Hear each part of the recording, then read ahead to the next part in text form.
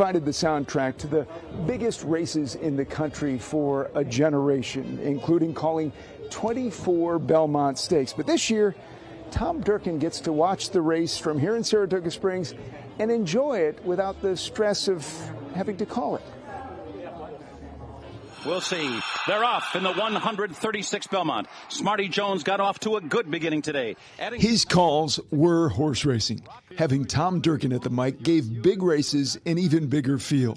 But there is cause for concern! During a career that stretched 40 years, Durkin called all of the biggest, And they're off! including dozens of Breeders' Cup and Triple Crown races for NBC, Rock Hard 10 is back to third. and 24 Belmont Stakes.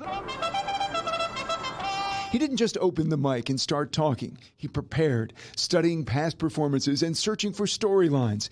He views the horses and jockeys as the stars in a drama. And like all good drama, you don't know what the finish is going to be. The horses have reached the starting gate. He called some fantastic finishes. It turns out Tom didn't know when he was finished calling the biggest races, despite retiring at the end of the 2014 Saratoga season. And she's all alone for the final furlong of the spin-away. You came out of retirement last year to call the Belmont. Did you enjoy it? You know, people ask me, oh, you must have really had fun. It's not fun, okay? It's work. It's stressful work. Those of us listening would have never known. You sound like you're enjoying yourself. I sound like I'm enjoying myself. And when the words come out right, there's a great feeling of satisfaction. But it's to say it's fun, like, you know, going to a comedy club fun, no, it's not. It's stressful. Secretariat. In a business where criticism comes faster than Secretariat in the Belmont, no one is harder on Tom Durkin than Tom Durkin. You got to get it right. It was because of that pressure to get it right that he decided to hang up his binoculars when he did.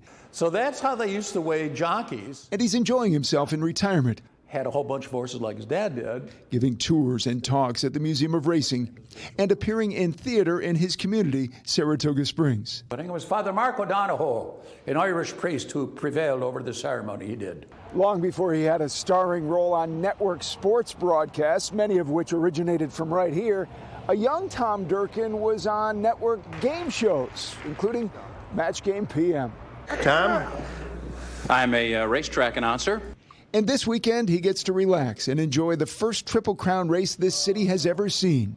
It's just going to be Travers on steroids. Yeah, for $10,000, blank Gonzalez. The Belmont at Saratoga is blank.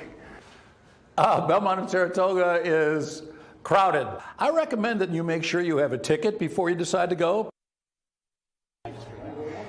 And tickets are sold out, of course, for Saturday Belmont Day. They are available on the secondary market if you're willing to pay a little bit extra.